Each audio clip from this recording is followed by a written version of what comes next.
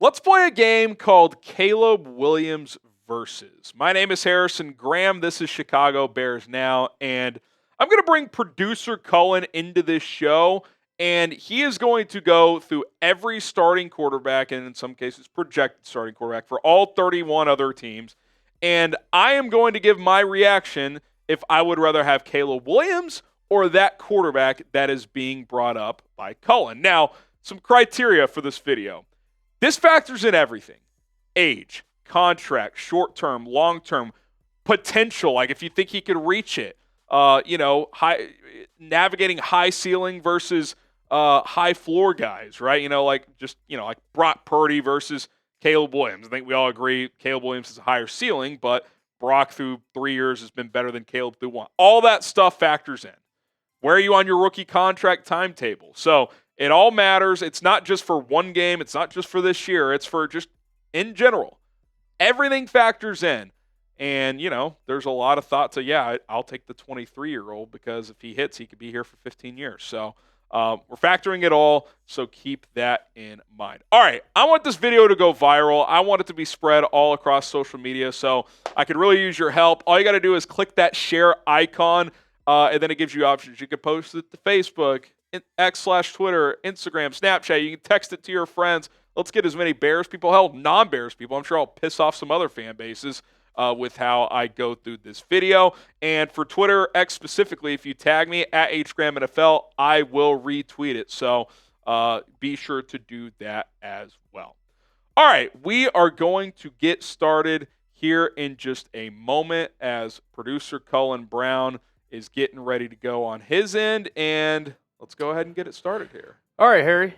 Caleb Williams versus Josh Allen. I love Caleb. I love the upside, but it's clearly Josh Allen. I think Josh is 29 now, still in his late 20s. Even if he was 30, I would still take Josh clearly. If you have Josh Allen on your team, you're a Super Bowl contender. I know he hasn't gotten to one yet, but he's been knocking on the doorstep. He's kind of like the Phil Mickelson to Tiger Woods. Obviously, Phil won some, but if it weren't for Patrick Mahomes, Josh would probably have at least one, if not two Super Bowls. So we're already at one quarterback I would take over Caleb Williams because, on the safe side of things, you probably have 6 to 7 really good cracks left with Josh Allen, if not 10, 11. Guys are playing until they're 40, 42 now with advanced nutrition, sports science, all of that, with his frame and body. Obviously, as he gets older, he won't be able to run around as much, but I think clearly the answer is Josh Allen here.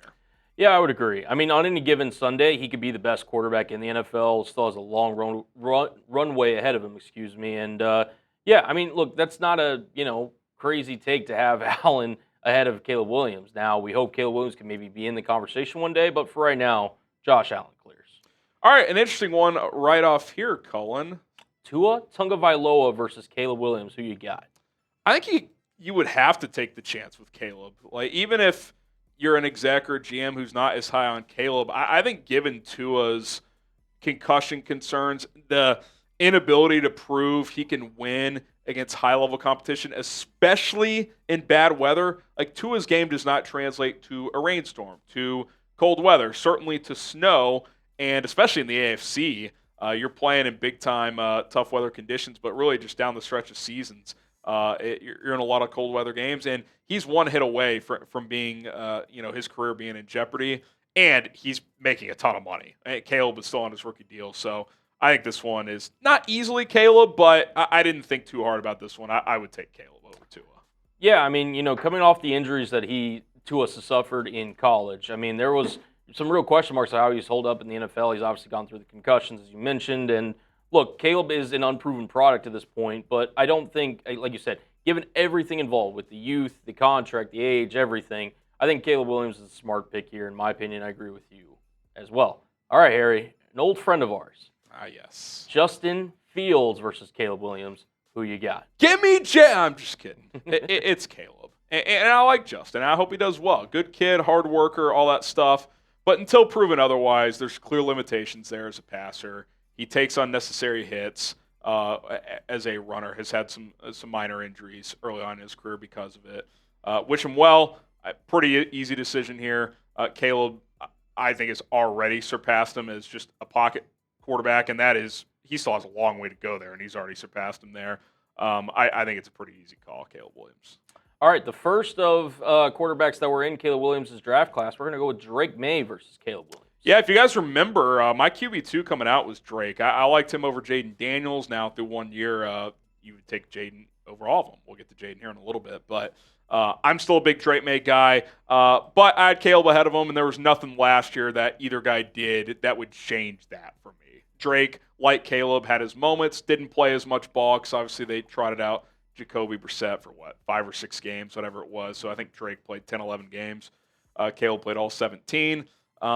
Both had moments. Both had rookie moments. I think both have bright futures. I would still go Caleb, though. I liked him more coming out, and that has not changed for me through one season. Yeah, too early to change any pre-draft assumptions on these two. Again, had some moments like you said, but ultimately, both are looking to really take that next step going into year 2. So if you're a Caleb guy, you're going to probably continue to be a Caleb guy. If you're a Drake May guy, you're probably still a Drake May guy. And it'll be really interesting to see how both of them fare here in 2025. Yeah, and I think both had, Caleb had better, skill weaponry as a rookie, but both had less than ideal coaching circumstances, and now both have better situations. So we'll see how it goes moving forward. All right, next one. Again, another heavyweight. We got Lamar Jackson versus Caleb Williams. Yeah, into the AFC North now. It's Lamar. You do wonder a little bit, how does his game age as such a runner? But I do think he's improved a ton as a passer as well, especially with Todd Monk in the last couple of years. I thought last year was the best year of his career. To be honest, he played better in the playoffs last year too. That's really the next step for him is, can he break through? Can he get to another AFC title game? Can he get to a Super Bowl? But Lamar is one of the 3 best players on the planet. I would still take Lamar. I don't know if he ages and plays into his late 30s, early 40s as well as like a Josh Allen.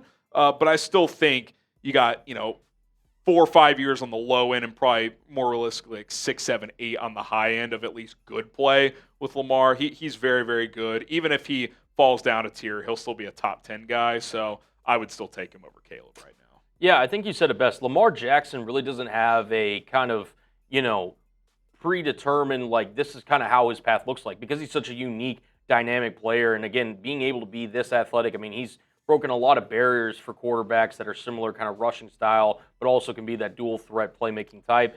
Again, Lamar Jackson, multiple-time league MVP. No one's going to blame you if you have Lamar Jackson over Caleb Williams. He's been very durable, too. The one guy you would point to, although he's become a much better passer than him, was Mike Vick. Vick got hurt all the time. Right. He couldn't stay healthy. Lamar does a good job of avoiding major hits, running out of bounds, sliding. So I think his career will age better. Will it age tremendously? There will probably be some challenges there, but I think he's become a good enough pocket quarterback. Even when some of that goes away, he'll still be really effective. Agreed.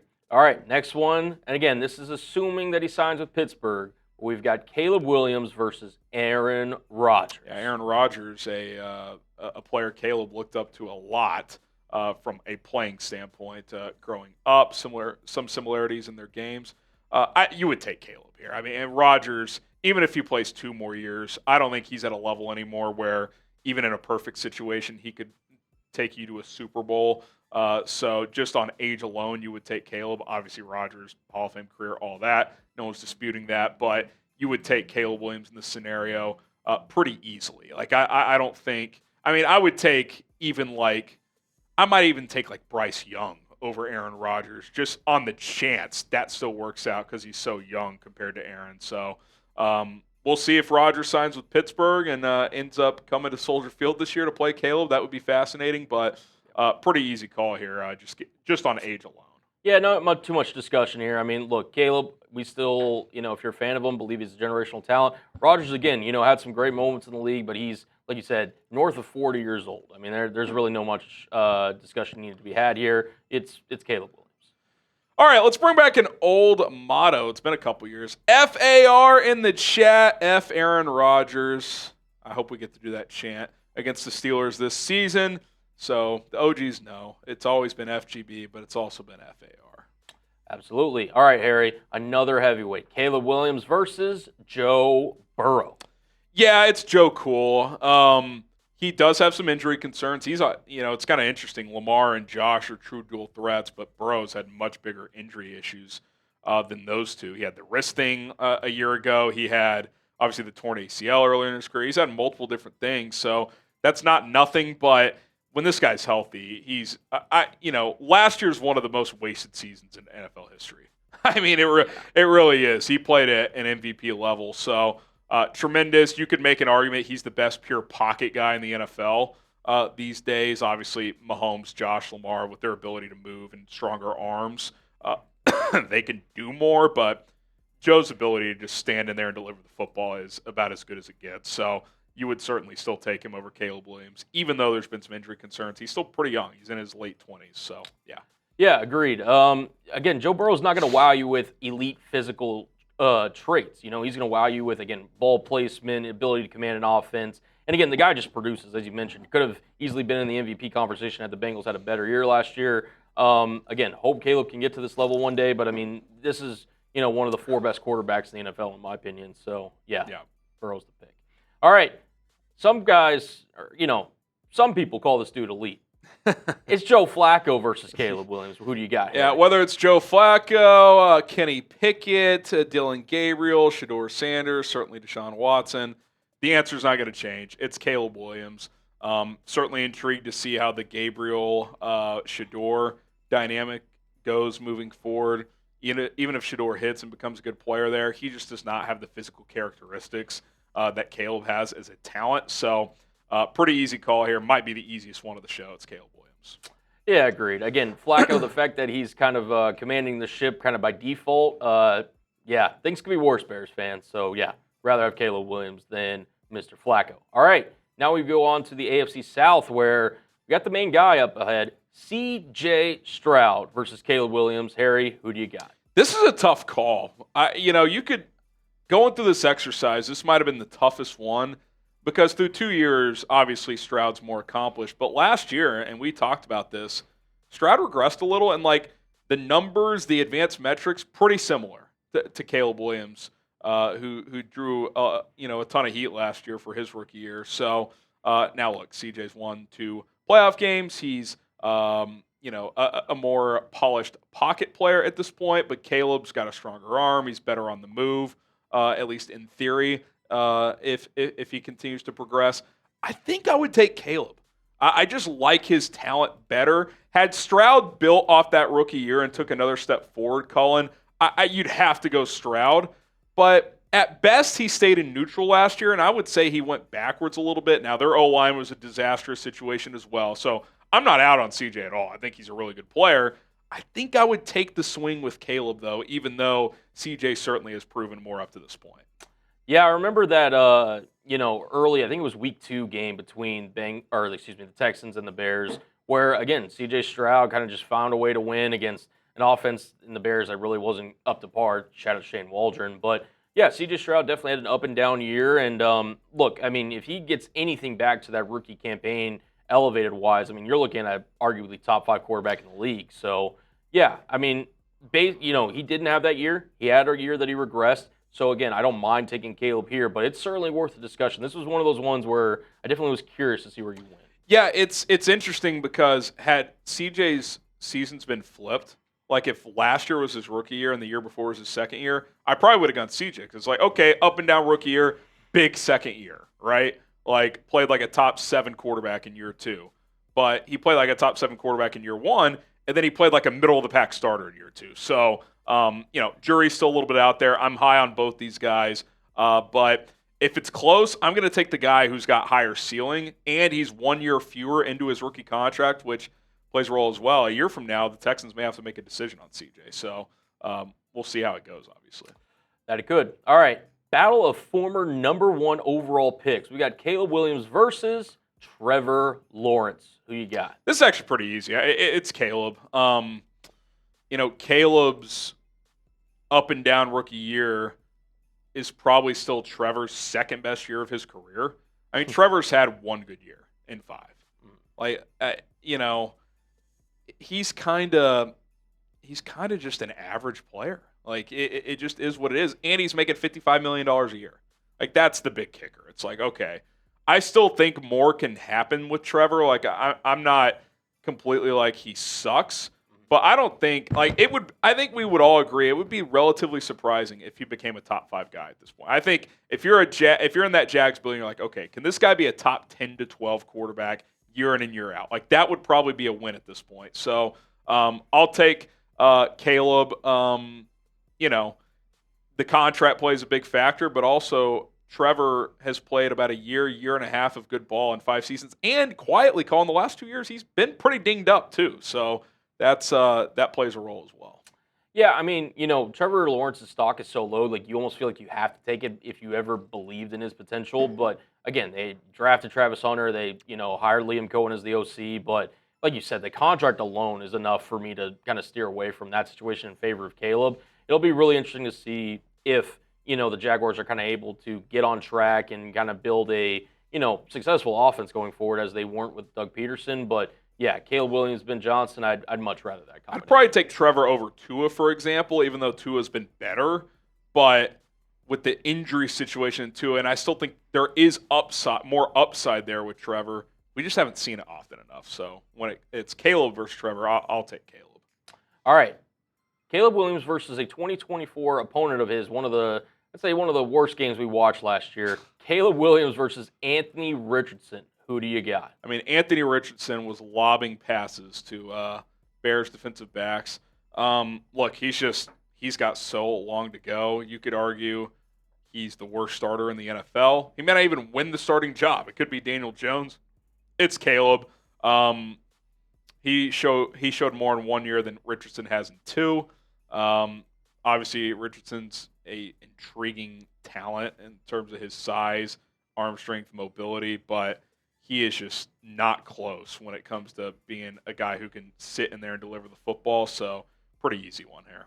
Yeah, at least with Trevor, you can point to really good football that's been played, whereas Anthony Richardson, I mean, he's missing layups. I mean, there's multiple games that we can point to where he hasn't even completed 50% of his passes. So he's sub 50% for his career. I mean, it's truly unbelievable. So, no question here. Give me Caleb Williams. All right, now, again, another number 1 overall pick battle, but this one is between the newest number 1 overall pick, Cam Ward, versus Caleb Williams. That's a fun one. The answer's Caleb, but there's a world where it could be Cam Ward. The reason I sit on this one is, one, I think Cam Ward is kind of just Diet Pepsi Caleb as a prospect. There are similarities there. Caleb's he's a little thicker than Cam. His arm's a little livelier than Cam. I think coming out of college, he was a little more accurate than Cam.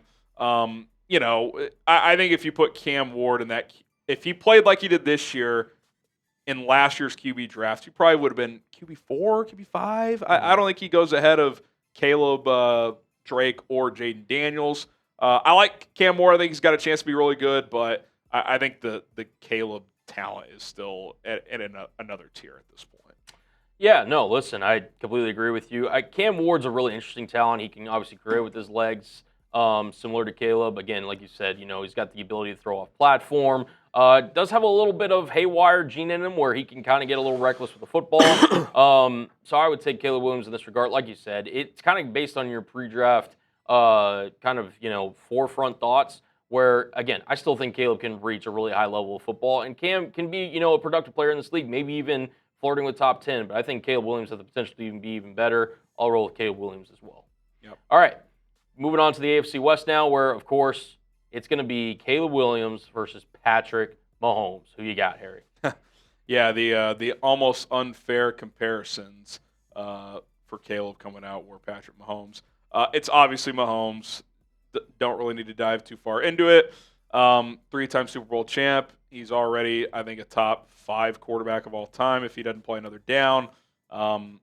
If he's on your team, you feel like you can win every game. So, yeah, pretty easy. Yeah, I mean, it's really you're picking hairs at the guys that are legends of the game, whether it's Brady, Manning, Montana, Mahomes. I mean, you can really make the argument he's on the Mount Rushmore already. And he's still only 30. Yeah. I mean, he's probably got another 8-10 years. So. Yeah, not really a discussion there. Again, we'll take Patrick Mahomes. Moving on to another quarterback in the AFC West, we'll go with Justin Herbert. Yeah, Herbert's polarizing. I'm still a Herbert guy. I know he's 0-2 in the playoffs. He just put up a clunker against Houston. I mean, it was kind of embarrassing, to be honest. But I would still take Herbert.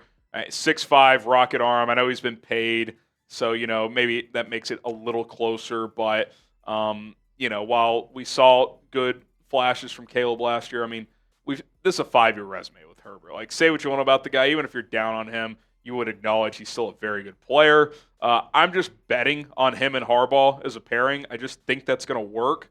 But pressure's on now. Like, it's like, okay, man, like you've put up big numbers, but you can't be laying to get outplayed that significantly by C.J. Stroud when he was far better than Stroud last year. Like, that's a pretty bad performance. So pressure's on him, but it'd be a little silly for me to say, oh, Caleb over Herbert at this point. I can't go that far. Yeah, I mean, Herbert has all the talent in the world to be in the discussion with, Allen, Mahomes, Burrow, Lamar, name your quarterback. But again, it's just getting down that consistency. And I think you made a great point with the connection with Harbaugh, the fact that they're investing in the run game. They just drafted Omarion Hampton, Lad McConkey. They're investing in the receivers as well. Trey Harris as well from Ole Miss. So, I mean, it's going to be interesting to see, again, how he develops over the course of his career. But he has the structure around him, which you haven't always been able to say about the Chargers. And look, for right now, you go with Herbert, but again, something to keep your eye on for sure.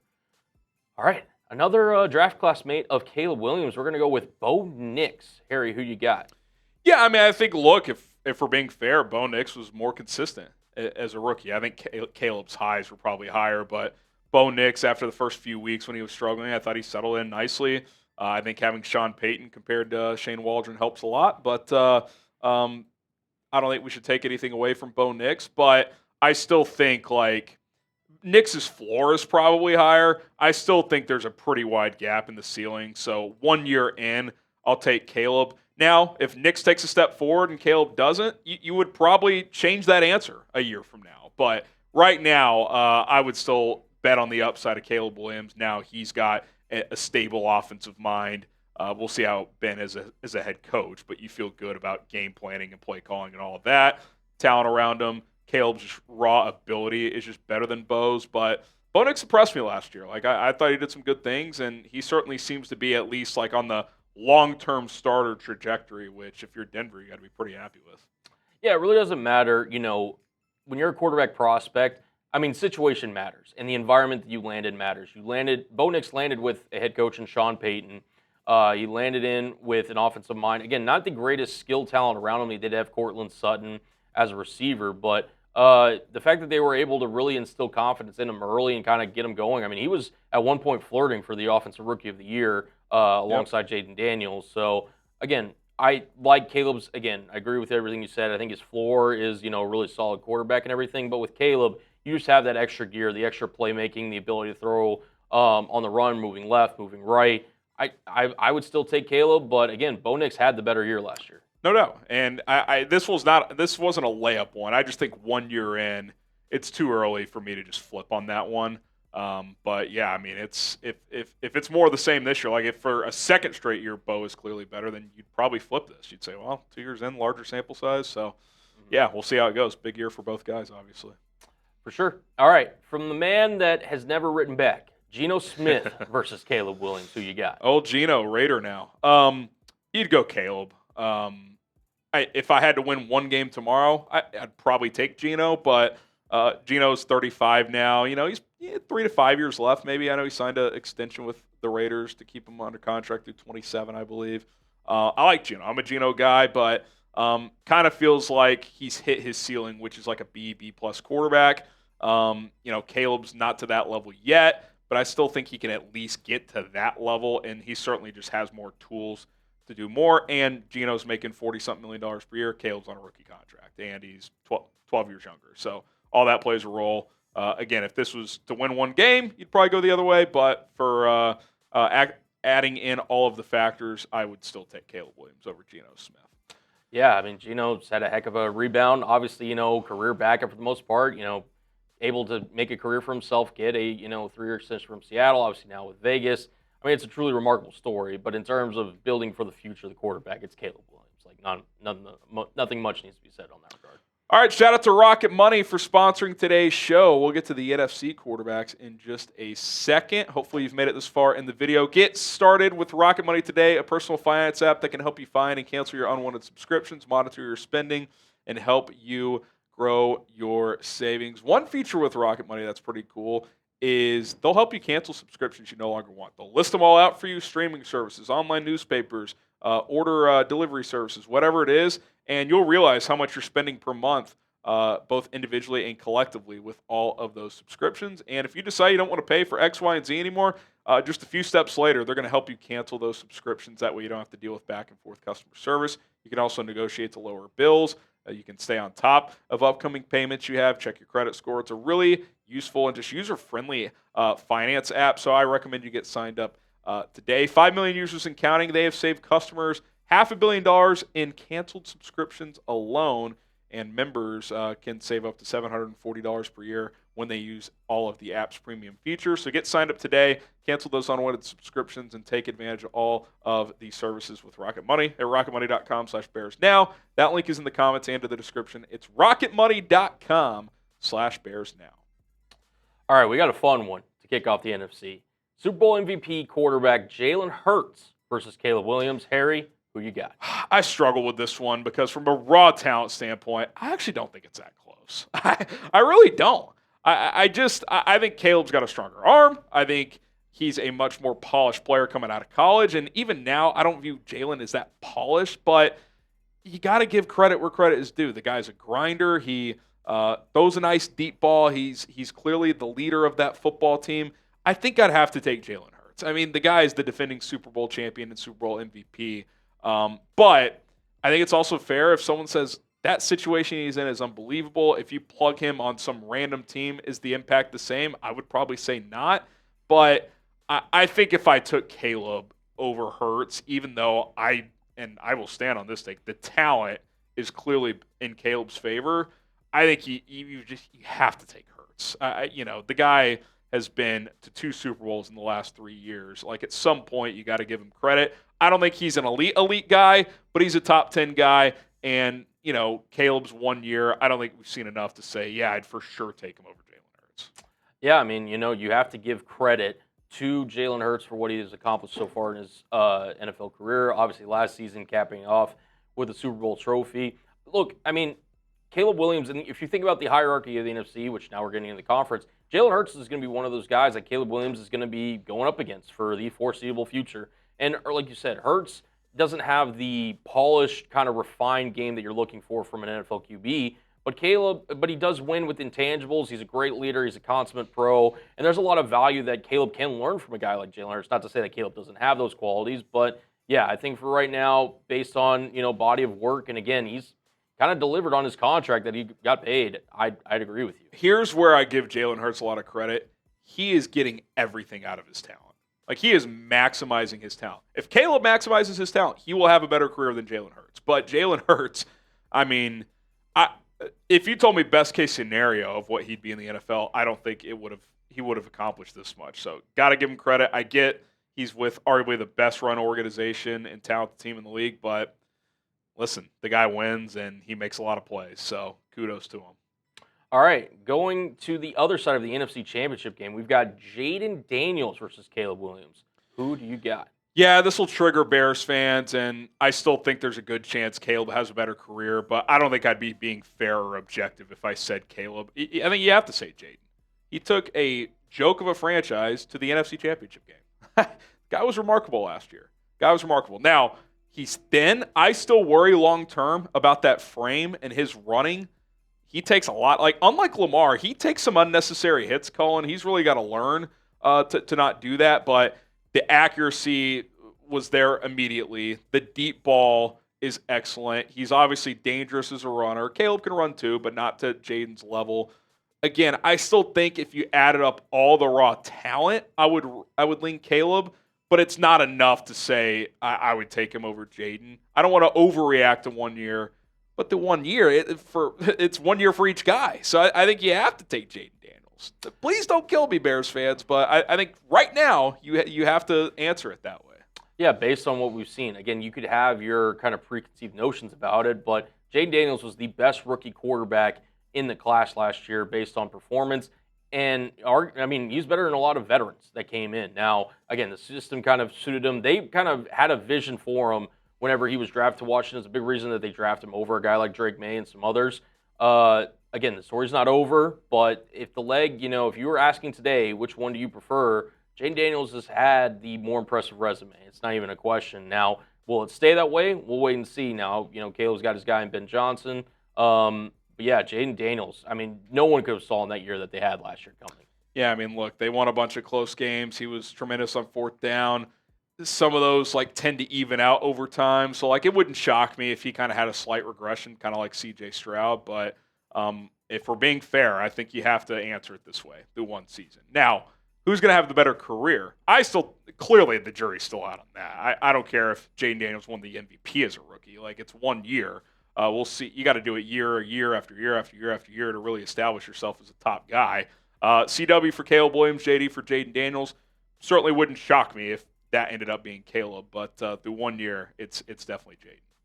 Fair enough. All right, we got Caleb Williams versus another NFC East quarterback. This time it is Dak Prescott. Who do you got, Harry? I like Dak. I think he gets a little too much hate. Obviously, he's come up short in some playoff spots. Some injuries have piled up here. I'm gonna take Caleb because he's $60 million a year. That's an overpay. He does have numerous injuries under his belt now. I think he's 30, 31 now. Good player. Again, 1 game situation. Right now, you'd probably take that, kind of like the Geno situation, but a little better than Geno. But I still think you would take Caleb, who's 7 years younger, has more raw talent. Dak's not the most naturally polished quarterback of all time. Good player in Dak, older, contract. I think it shifts back toward Caleb because of those factors. Agreed. Yeah, age and contract. Those are 2 big things kind of over-hurling Dak Prescott's contract. If he was performing at this level, on a rookie deal, or maybe even if he was, in his 20s still, mid to late 20s, you could have maybe a discussion, but based on those 2 factors alone, I'm going to roll. He also doesn't really move anymore. He's kind of like Jared Goff now. He's just a pocket guy. And he's become a good one, but he's still not. He still has some random misses where you're just ew, that's not great. So, all right, a new man in a new place. We've got Russell Wilson going up against Caleb Williams. Who you got, Harry? Yeah, no brainer. It's obviously Caleb. Russell is in the stopgap starter category at this point in time. Great career, but he's the diminished product. Doesn't move as well anymore. Could still be effective, but even in a 1-game scenario, I don't know if I'd take him over Caleb at this point. So, yeah, pretty easy one there.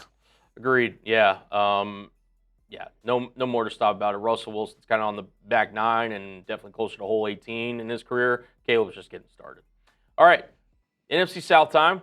Baker Mayfield versus Caleb Williams. Yeah, I think this is a tough one too. I mean, Baker quietly, Cullen, has been, I'd say, the last 2 years a top 10 guy, and last year you could argue he was top 5, 6. I mean, he had a tremendous year. This might surprise some people. I think I would lean Baker right now. He's only 30. He's in much better shape. And unlike Dak and Tua, his contract's pretty reasonable. He's making $35 million a year. I think it's the best QB contract in the league when you factor in everything. Unless you want to say Purdy's still on his rookie deal, but he's about to get paid. So, if Baker was making 55, 60, I might go with the upside play in Caleb, but you're kind of seeing Baker start to reach his potential finally. And it seems like it's sustainable now. Now, 3rd play caller in 3 years. We'll see if that train continues.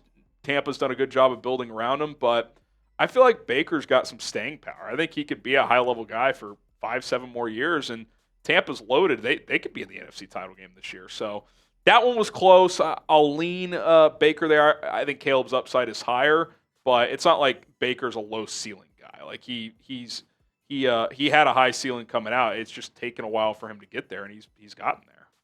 I'll slightly lean Caleb Williams here just because of the fact that, again, you mentioned it, 3rd offensive coordinator or 3rd offensive play caller, in 3 years. Jason Light obviously is one of the best GMs in all of football. I think he's done a tremendous job. They obviously added Emeka Egbuka to go along with Godwin, Evans, and obviously McMillan from last year that they drafted. they've got a lot of talent there in Tampa Bay, but I'll still bet on the upside of Caleb Williams over Baker, who I think, yes, he stabilized it and he's a fine quarterback. Again, some days, he's top 10, but I think Caleb Williams' potential and everything, I'm still going to bank on Caleb Williams. Now, if Baker goes out again this year and leads the Bucs to another NFC South title, maybe we'll have a different conversation, but I'll roll with Caleb for now. Yeah, I mean, that one really could have gone either way, but, Baker's been pretty damn good the last few years. Fair enough. All right.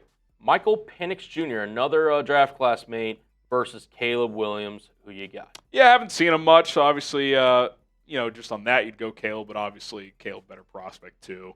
Penix is intriguing. I liked him coming out. I was higher on him than most. A lot of people range from late first, mid second. I didn't think he'd go top 10, but I thought he was a first round player. Clearly, Atlanta agreed. Rocket arm. I mean, he can absolutely rip it, can move better than people give him credit for, but the accuracy can kind of come and go. I think we saw that in limited action last year with Atlanta. Sometimes he'd make an unreal tight window throw, and then other times it's like, where did that ball go? So, and there's injury concerns there long term. He had multiple ACL reconstructions in college, I believe. So, Caleb's more talented. He's younger, less injury history. Pretty easy, but I am intrigued with Penix moving forward.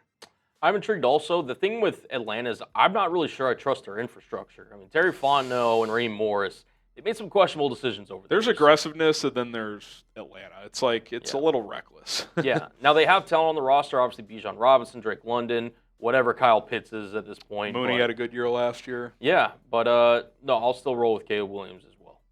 All right. These two guys are, safe to say, linked together for the rest of their careers. Yeah. Bryce Young versus Caleb Williams. Who you got? Look, Bryce, I give him a lot of credit. It kind of felt like he was on track to be one of the bigger busts of all time after being awful his rookie year, awful the first few weeks of last year. It was so bad that they had to bench him, and I thought it was the right call.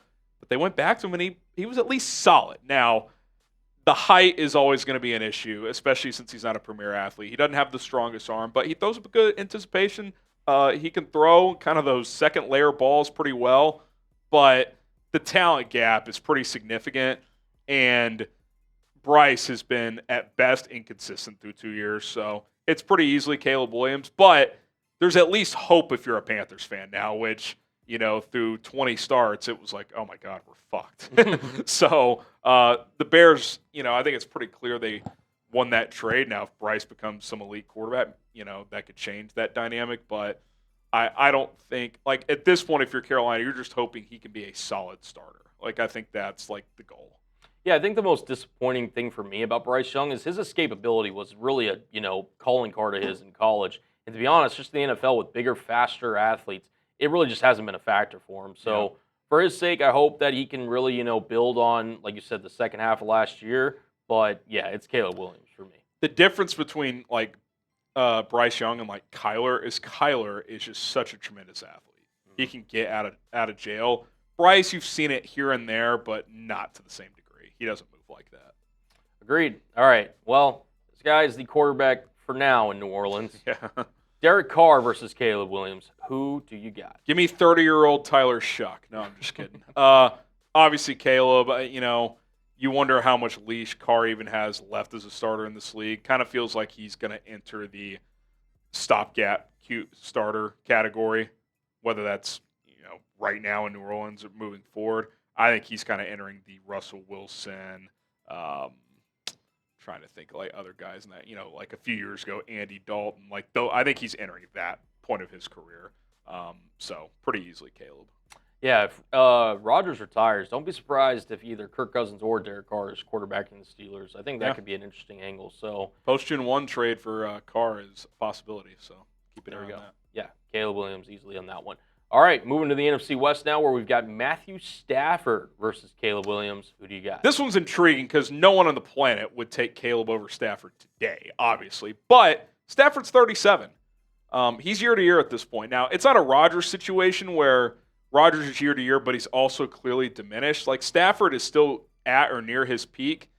But if you tell me at most he's got 3 years, but really probably 2, I think he would take the swing with Caleb. Now, if you're a Rams fan, I think you would take Stafford because you're saying, okay, we feel like in a 2 or 3 year window, there's a decent chance we could win another Super Bowl, which with Caleb, that's a complete unknown.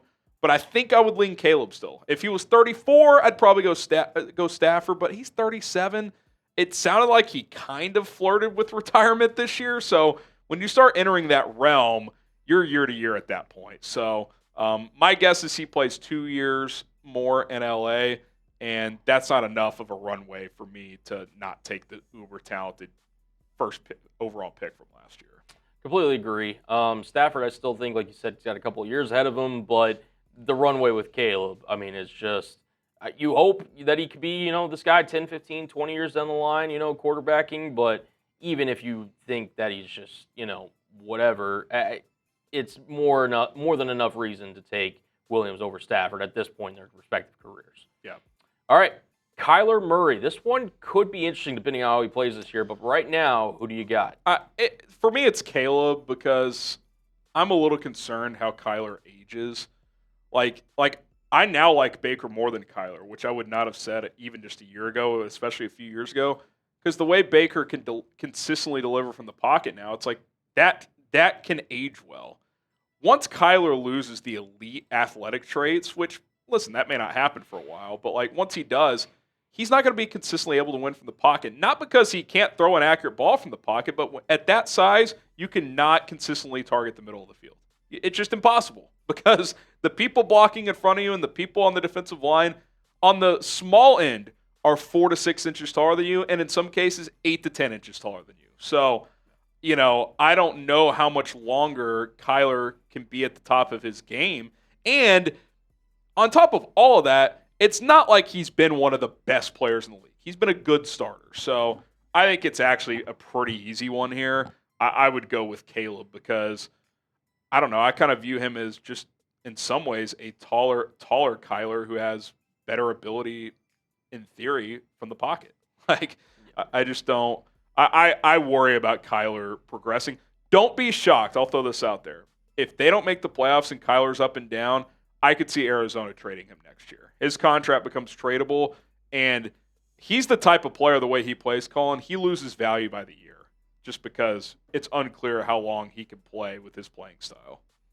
Yeah, no, I mean, it's an interesting thing because I think on any given Sunday, Kyler's a top 10 quarterback. But again, for sure, the time's ticking on athletic quarterbacks when you get up there in age. And Kyler's sneakily like a multi-year veteran, approaching 30 quickly. Well, especially when you're 5'9".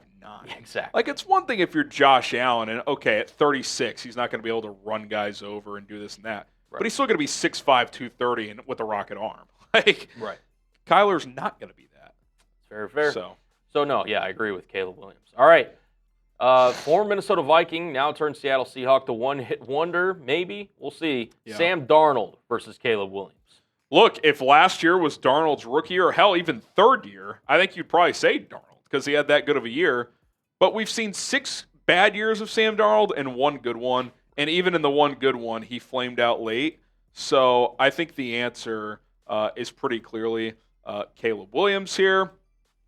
That is not to say that Darnold and your Seahawks can't work out well. But, yeah, it's the answer is Caleb. Yeah, I think the conversation, first of all, the answer is clearly Caleb. But second of all, the question really more or less for Darnold is, can he be anywhere close to where he was with, under Kevin O'Connell, with Justin Jefferson, with Jordan Addison, that kind of level? To me, it's Caleb, and it's not even really close. All right, Caleb Williams, Brock Purdy, who do you got? Okay, I'm going to go Caleb. Had Purdy built off his first 2 years and continued at that level, I might have leaned Purdy. But his physical characteristics concern me, A, when the weather turns, and B, when he starts making top-tier money. And it sounds like he's going to be. Now, literally today, he makes no money. So if you're basing it off that, you could lean Purdy because he actually makes less than Caleb Williams right now. But he's about to get paid, and even if it's team-friendly, it's going to be $45+ million.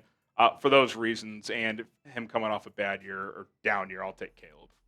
Agreed. Yeah, I think Brock's in an interesting spot, but give me Caleb Williams over Brock Purdy, just from the simple fact that I think his ceiling's just really higher than Brock's is. And Brock's about to get paid.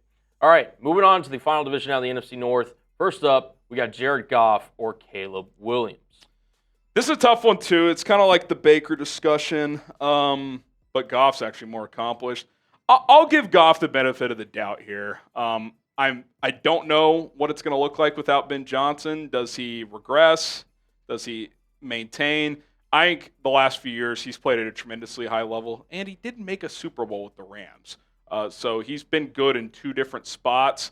He's still only 30. I mean, you would think he's like 33, 34, but and the way his game is, I think he can actually play for a while because he's never banked on athletic traits. So I'll give Goff the benefit. Caleb's more talented. The upside's higher. It wouldn't shock me if this year he had a better year than Goff. But at this exact moment, I'll still lean on Goff, who's been pretty consistently a top 10 guy for most of his career in the last couple years, top 6 or 7. Yeah, I'm going to roll with Caleb. I think Ben Johnson, like that effect on Jared Goff. Again, under Sean McVay, he had the Super Bowl run and everything, and he went to Detroit. People thought that he was going to have a downturn, and it turns out he was able to stabilize his career in Detroit. I think going from Ben Johnson to what he's going to have now there in Detroit, he's still got all the weapons and everything, but I'm going to roll with Caleb Williams. Again, Goff's not getting any younger. He's not as mobile. Again, throws a beautiful ball over the middle, but I'll roll with Caleb Williams on this one. All right, I love it. All right, FGB down below, Jordan Love or Caleb Williams. Who you got, Harry? I'm going Caleb, and I don't know if I have rose-colored glasses on or what. I don't think I do. I've seen Jordan Love play one half of a really good season. He was fine last year. He was solid. You would probably say he was a little better than Caleb last year. Guy's making $55 million a year, and he's still a relative unknown. So I think with the contract, it's actually pretty easy. Again, if it's one game today, that's up for debate. You, I guess, would lean Love in that scenario. He has won a playoff game, but I think in that Packers building, they're probably not thrilled with the year Jordan Love had last year after he got paid. Agreed. All right, final one, and again, another classmate of Caleb, the new starter for the Minnesota Vikings, J.J. McCarthy. Harry, who you got? It's got to be Caleb. They're on the same timeline, both year two, except for one guy has played, even though it was up and down. He's seen a lot of NFL ball now. He was the number one pick. J.J. was the 10th, and J.J.'s taken 0 snaps in the NFL. So, and he's coming off a knee injury. So, I like J.J.'s talent. I wasn't as high on him as others, but I do like the situation he's in. But I would have to go with Caleb Williams. Agreed. Just can't take an unproven prospect at this point. Unknown. Complete unknown. Exactly. So, agreed. All right, that was a fun, long exercise. Enjoyed it. And real quick, if you added it up, I have him 10th, which kind of is crazy to say. And I do want to be clear to not go, overly homer. I think I was pretty fair here. Like Cullen took Goff and Baker, Caleb ahead of those guys. But it's a combination of everything. You're banking on upside. You're betting on potential. If it was just for entering this season, he'd probably be like in the mid-late teens, right? Like you would certainly have Stafford ahead of him. You would probably have guys like Dak ahead of him and a few others. Like you'd probably have him more between like 16 and 22. But if you combine all the factors, contract, age, upside, short-term, long-term, I think top 10-ish, top 12 is fair. And it wouldn't shock me if this time next year we're doing the exercise, he's up there 5, 6, 7. So I'm very bullish on him. He's got to get more consistent. He's got a decent ways to go. But the talent is there. The infrastructure seems to be there now. And now it's up to him to go out there and prove it. So we'll see how it plays out. We're rooting for you 1-8. Am I too high or too low on ranking Caleb at number 10 in this exercise? Type H for high or L for low. Give us your take in the comments below. Don't forget to subscribe to the channel. We will continue to pump out content here on a daily basis here on Bears Now by Chat Sports. My name is Harrison Graham. Bear down.